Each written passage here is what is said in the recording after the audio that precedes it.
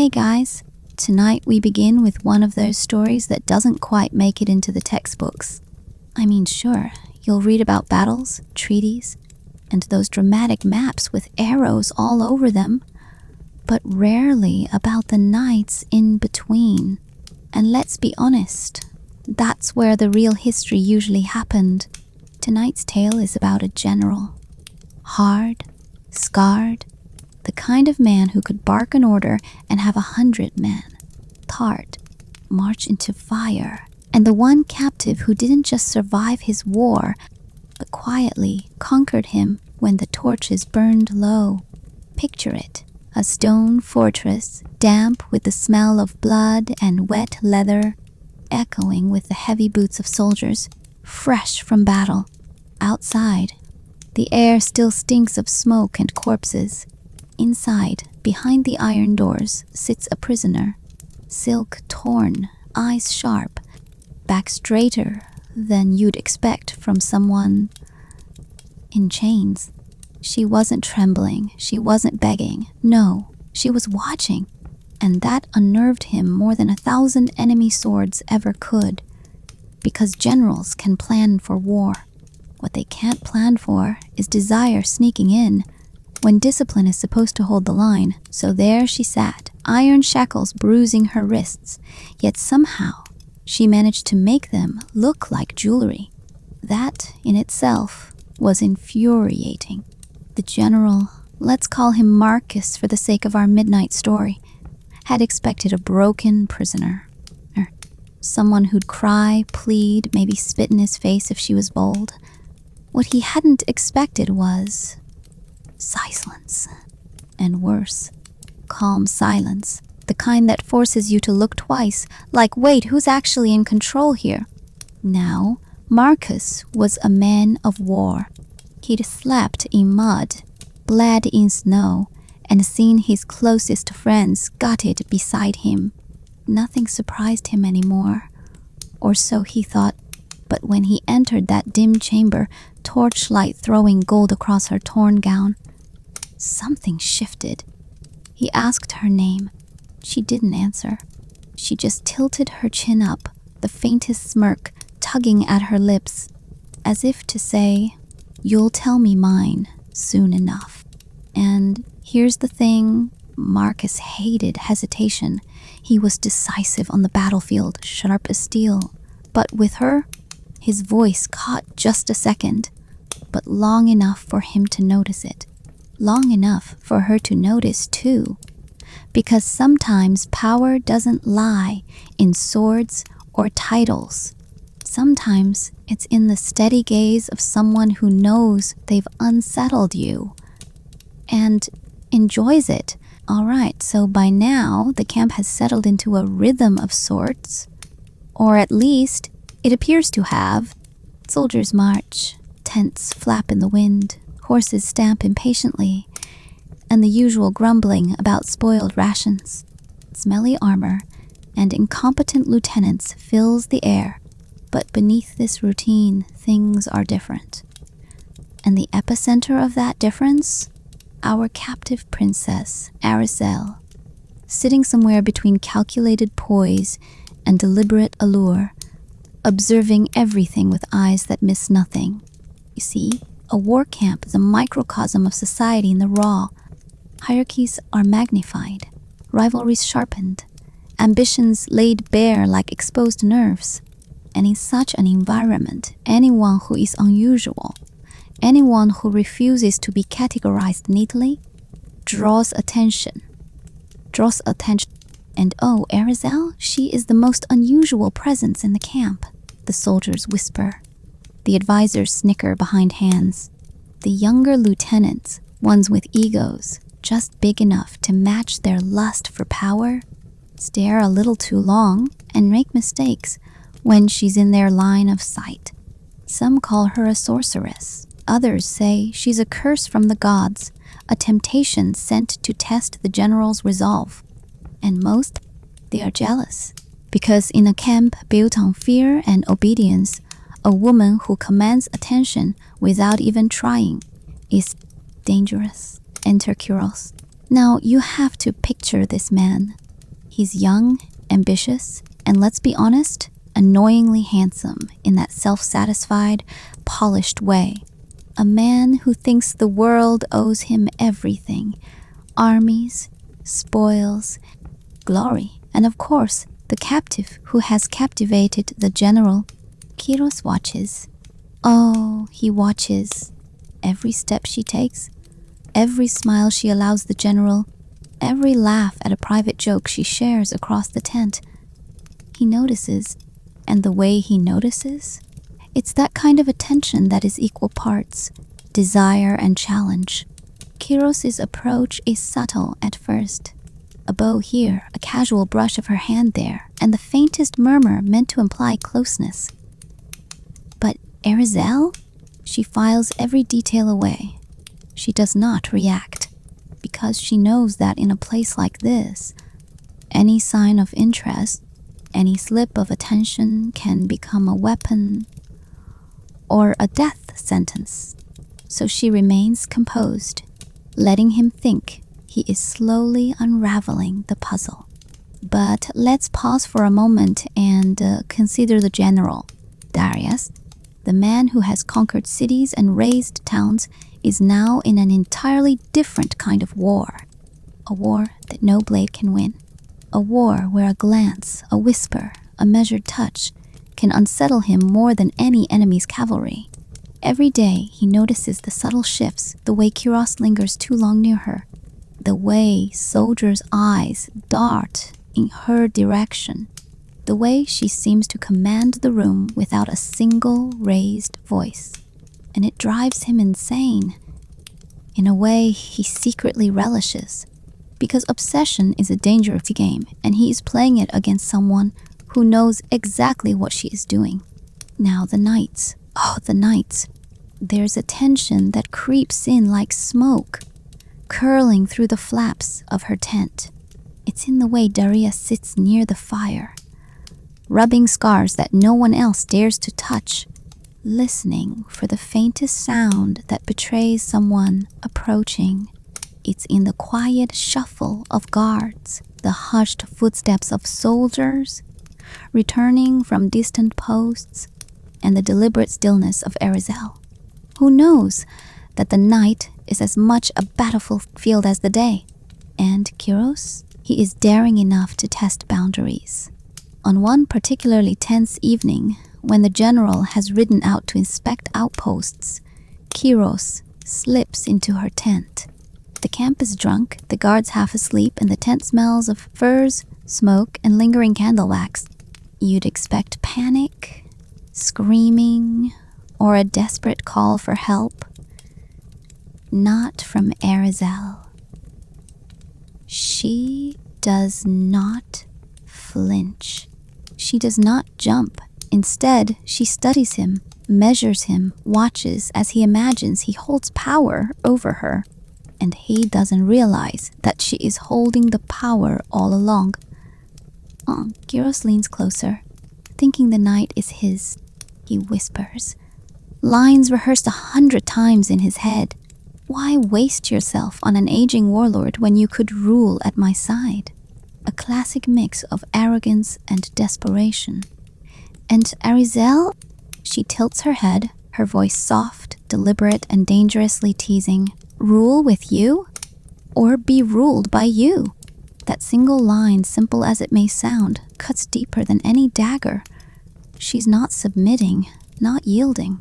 She's gathering intelligence, planting seeds, and reading every reaction like an open scroll. By the time Kiros leaves, convinced he has started a fire, she is already planning how to turn his arrogance into ammunition. Because here's the truth. Timing is everything. A misstep, and she is branded disloyal. A hesitation, and she is vulnerable. But calculated, subtle, patient, and yes, slightly tempting. And she can manipulate not just Kiros, but tighten her hold on Darius as well. Every word, every gesture, every glance is a carefully plotted move on this slow, dangerous chessboard. Meanwhile, the camp continues its noisy, chaotic rhythm. Soldiers fight, drink, bicker over stolen coin, fun, or compete in the usual displays of machismo that fill the quiet hours of a conquered city. Advisors whisper to each other, sometimes plotting, sometimes jealous, always suspicious. And through it all, Arizel moves like a ghost of silk and shadow, present but untouchable, a force no one can openly confront. The general returns in the morning, dusty from his inspection, boots caked in mud, arms heavy from the weight of armor and command. He is a storm walking into his camp, and yet, when he enters her tent, he finds the unexpected calm, wise, sharp eyes that do not shy away. Arizel is seated on her furs, hair loose, eyes calculating, fingers tracing the edge of her cup of wine. She is entirely composed, and Darius, who is used to fear, submission, and obedience, is at a loss. Not for long, of course. His obsession, already simmering, intensifies, because the woman before him is not a captive in the usual sense. She is a partner in this dance of desire, power, and control, even if she does not yet acknowledge it out loud. And so the war camp becomes a stage of subtle games. Every glance across the fire is loaded. Every step in the tent is deliberate. Every touch, intentional or accidental, carries weight. Rivalries sharpen, loyalties waver, and the nights grow hotter.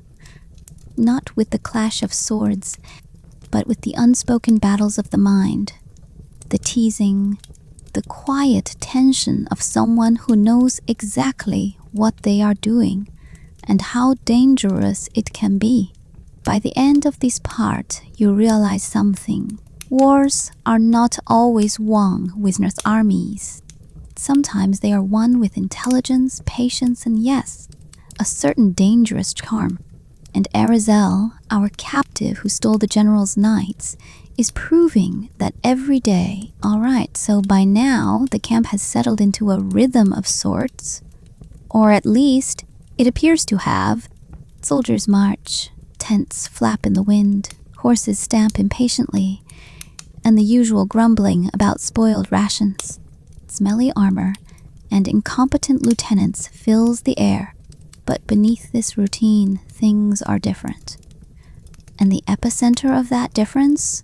Our captive princess, Arizel, sitting somewhere between calculated poise and deliberate allure, observing everything with eyes that miss nothing. You see, a war camp is a microcosm of society in the raw. Hierarchies are magnified, rivalries sharpened, ambitions laid bare like exposed nerves. And in such an environment, anyone who is unusual, anyone who refuses to be categorized neatly, draws attention. And oh, Arizel, she is the most unusual presence in the camp, the soldiers whisper. The advisors snicker behind hands. The younger lieutenants, ones with egos just big enough to match their lust for power, stare a little too long and make mistakes when she's in their line of sight. Some call her a sorceress. Others say she's a curse from the gods, a temptation sent to test the general's resolve. And most, they are jealous, because in a camp built on fear and obedience, a woman who commands attention without even trying is dangerous. Enter Kuros. Now you have to picture this man. He's young, ambitious, and let's be honest, annoyingly handsome in that self-satisfied, polished way. A man who thinks the world owes him everything. Armies, spoils, glory, and of course, the captive who has captivated the general. Kuros watches. Oh, he watches. Every step she takes, every smile she allows the general, every laugh at a private joke she shares across the tent. He notices, and the way he notices, It's that kind of attention that is equal parts desire and challenge. Kiros's approach is subtle at first. A bow here, a casual brush of her hand there, and the faintest murmur meant to imply closeness. But Arizel? She files every detail away. She does not react, because she knows that in a place like this, any sign of interest, any slip of attention can become a weapon or a death sentence.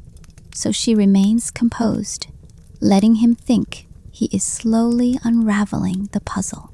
But let's pause for a moment and consider the general. Darius, the man who has conquered cities and razed towns, is now in an entirely different kind of war.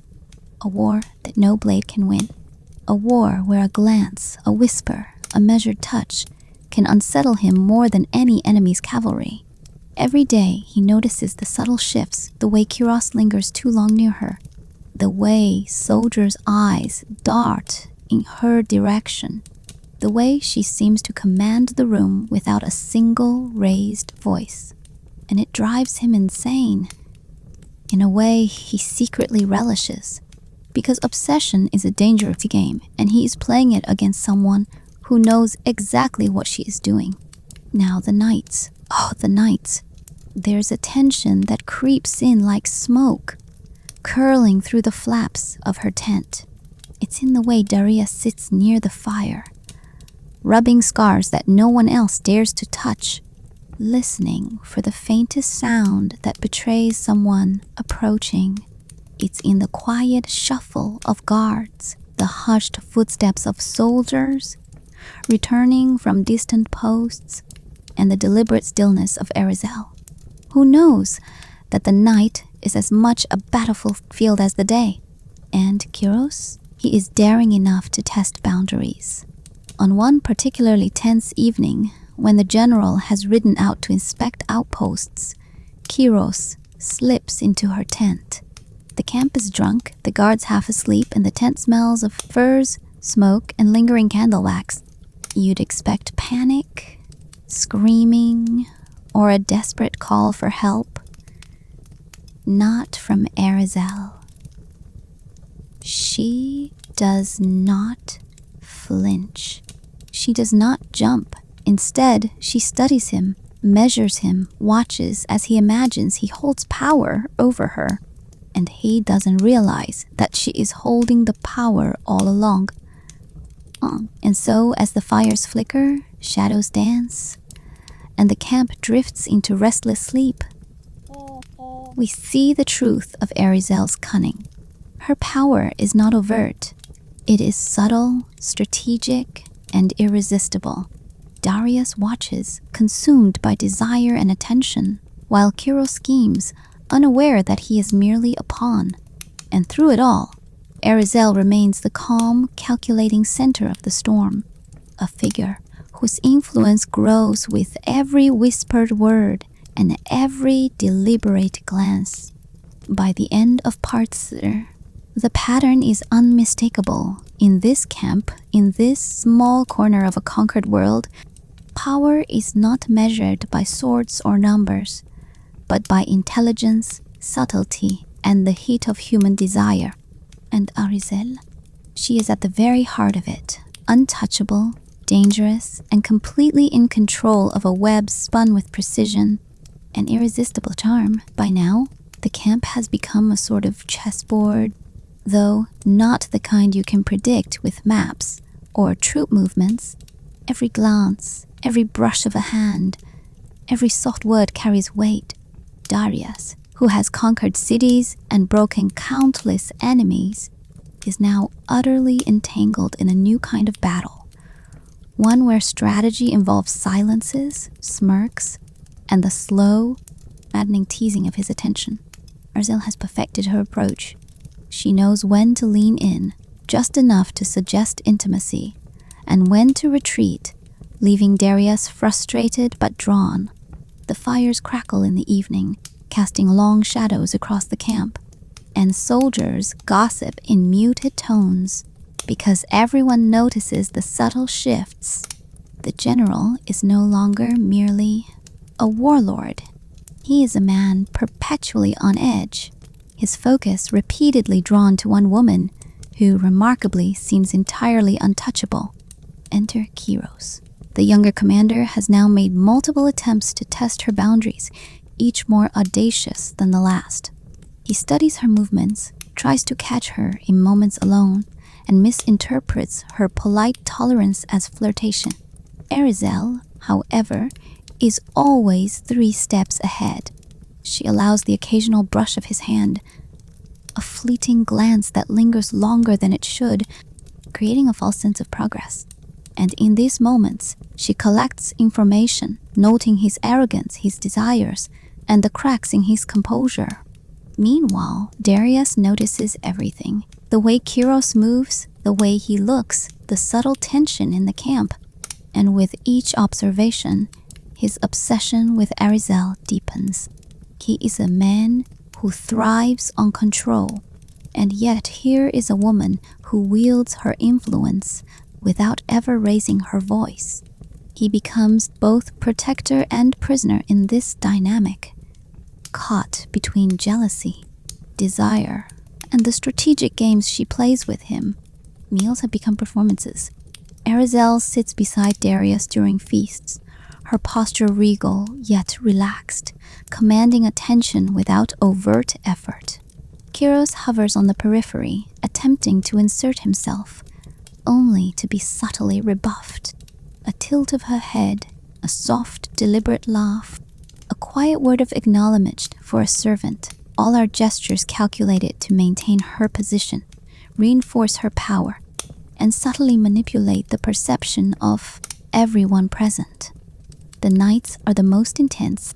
Darius retires to the tent, exhausted from long campaigns and the endless responsibilities of command, only to find Arizel waiting with a calmness that contrasts sharply with the chaos outside. She does not immediately confront him about Kiros, nor does she plead for protection. Instead, she lets him simmer, observing as he wrestles with his conflicting emotions. Desire, frustration, and a rare vulnerability that he rarely allows anyone to see. In these quiet hours, the true depth of Arizel's strategy becomes apparent. She whispers stories, shares observations, and hints at betrayals, without naming names. Her words are carefully chosen to seed doubt, draw attention, and strengthen her hold over Darius. And he, who has dominated battlefields and empires, finds himself helpless against the subtle power of a woman who never raises her voice but commands total focus. Kiros predictably grows bolder. One evening, emboldened by Darius' absence, he approaches her tent. The guards, half asleep, fail to notice his subtle movements. He enters, confident, convinced that he can sway her to his side. Yet Arizel remains composed. She allows him to speak, to inch closer, to test the limits of her patience. But she never yields. Every word, every pause, every glance is designed to reinforce her control and gather intelligence. She is both the bait and the trap, a predator disguised as a passive captive. By the time Kiros departs, convinced that he has planted a seed of attraction, Arizel is already planning her next move. She knows exactly how to leverage his arrogance, how to turn his overconfidence into an asset for herself, and how to strengthen her bond with Darius, while simultaneously neutralizing a potential threat. Her mind works like clockwork, precise and cold, yet tinged with the subtle heat of the psychological game she orchestrates. Darius returns the next day, alert and wary. Arizel watches him closely, noting the tension in his shoulders, the way his eyes flicker toward Kiros, even as he attempts to mask suspicion. She knows that he trusts her observations implicitly, that her words carry weight, and that her subtle provocations are now inseparable from the fabric of his obsession.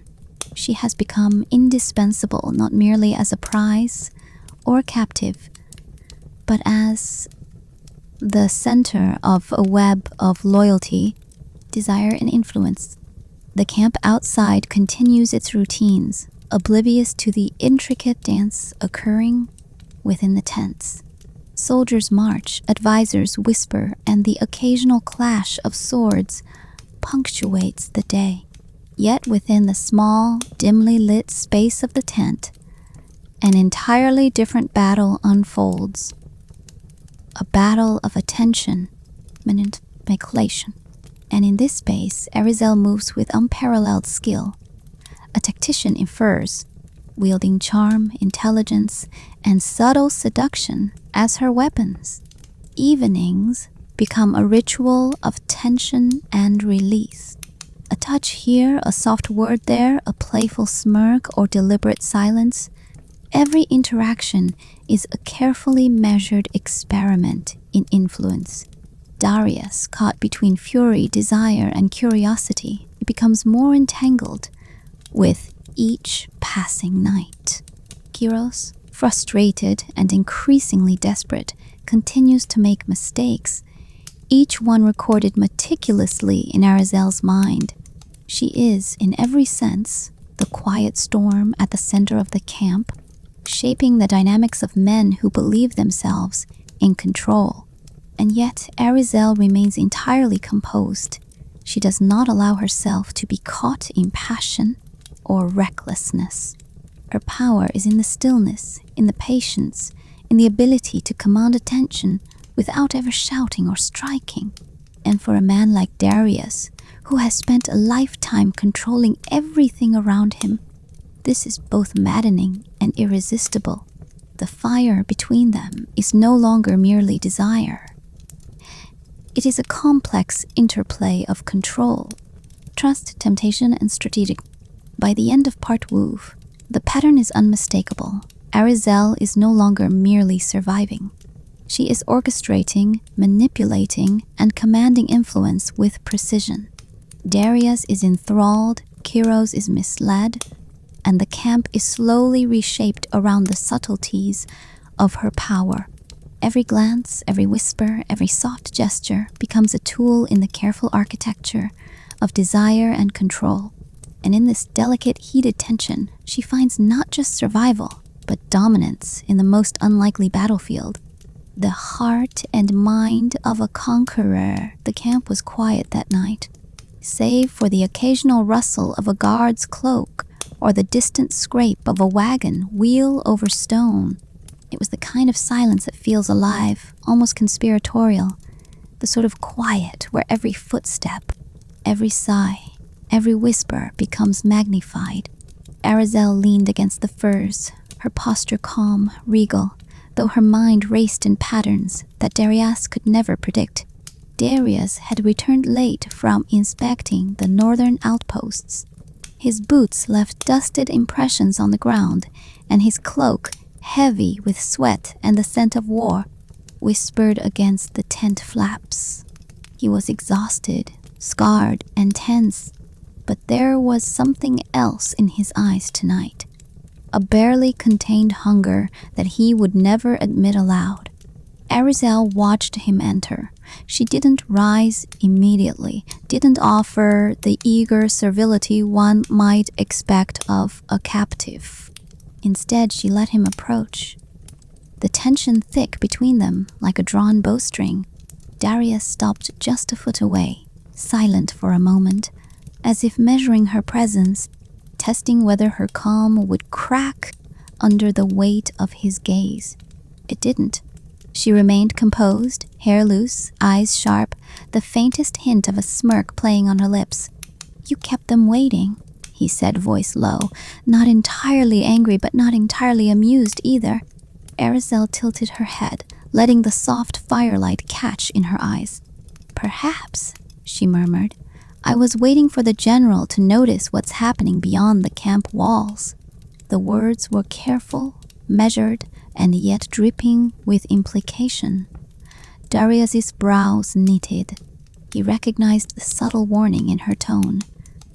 The unspoken message.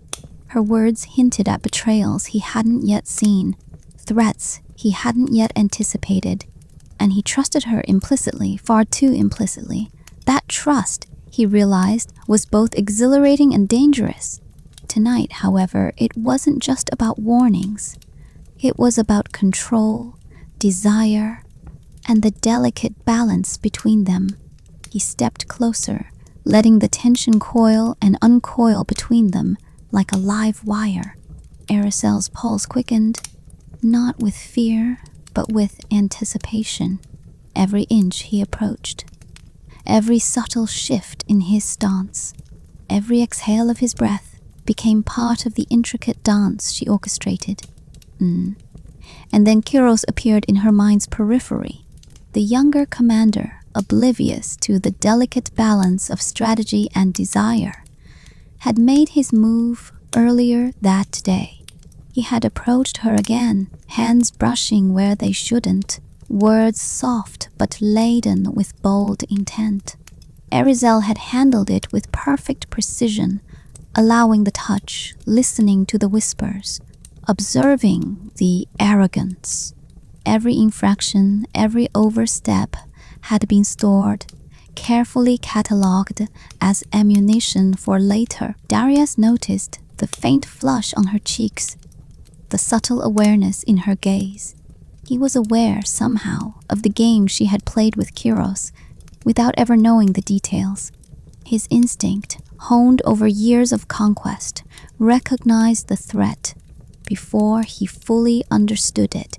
And in that recognition, a fire kindled, a possessive, burning desire to reclaim control, while simultaneously being unable to turn away from her influence. Arazel moved closer now, just a step, brushing against his sleeve. The touch was soft, deliberate, igniting a shiver along his spine that he could not name. She whispered, low enough that only he could hear, "You must trust those who serve you, but not blindly." Her voice was a gentle caress and a warning at once, the duality making it impossible to resist. Darius inhaled sharply. His instincts screamed to dominate, to take charge, to assert the authority that had never once failed him on the battlefield. Yet here, in this small tent, he found himself powerless. Her calm, measured movements, the quiet heat in her gaze, the subtle provocations, all disarmed him. He was a warrior reduced to watching, waiting, and, admittedly, desiring. Outside, the camp remained unaware of the subtle storm unfolding within. Fires flickered, casting long, swaying shadows that danced across the canvas walls. Soldiers murmured to each other in low tones, unaware of the high-stakes chess unfolding under their very noses. The power dynamics of the camp were shifting, but the world outside the tent could not perceive it. Arazel's strategy was clear: control the mind, influence the heart, and manipulate desire without ever yielding completely. She leaned just enough, her hair brushing against his neck, and whispered another carefully chosen phrase. Even the strongest men can falter when they overlook what matters most. Darius's lips twitched, half a smile, half a growl. He understood the meaning entirely, yet he also recognized the restraint, the precision, the cunning. She was testing him, yes, but she was also teaching him, shaping his obsession with her as if he were clay in her hands. Kyros, blissfully unaware of the chaos he had stirred, lingered near the periphery of the camp, confident that his manipulations might succeed, but Arazel had already turned his arrogance against him, each bold move catalogued, each overstep stored for future leverage. Darius, now aware of Kyros's intentions, without needing explicit confirmation, found a new layer of trust forming toward Arazel, a trust born of fear, desire, and recognition of her unparalleled skill. The night deepened, shadows lengthened, The air became charged with the subtle heat of proximity, the unsaid words hanging between them like uncut jewels. Arisel's fingers brushed against his hand, soft, almost accidental, yet deliberate enough to make his pulse quicken. The tension was exquisite, unbearable in its perfection. And then finally she spoke the words that would shift everything. The game is not who strikes first. It's who waits, who observes, and who knows when to move. Darius's eyes darkened. He understood fully. She had orchestrated this entire night, not as a captive, not as a pawn, but as a tactician in her own right, wielding influence and desire with unparalleled precision. Every glance, every whisper, every soft brush of a finger had been calculated. Outside, the camp remained ignorant of the psychological battlefield within the tent. Kyros had made his move, Darius had returned, and Arizel stood at the center of it all, untouchable, commanding, and the warlord's obsession had deepened. The young commander's arrogance had been neutralized, and the subtle web of power spun by one woman had grown even stronger. By the time the fire dwindled to embers and the tent fell into shadows, the dynamic was undeniable. Arizel was no longer merely a captive. She was the arbiter of desire, the manipulator of loyalties, and the silent architect of obsession. Darius, who had never before known defeat, had found himself ensnared, utterly captivated, and entirely unable to resist her influence. And in the quiet, heavy darkness of the night, the subtle heat of their proximity lingered, a reminder that battles could be won without swords, that desire could be manipulated like a weapon, and that one woman's intelligence, patience, and calculated provocations could topple even the most disciplined and dominant of men.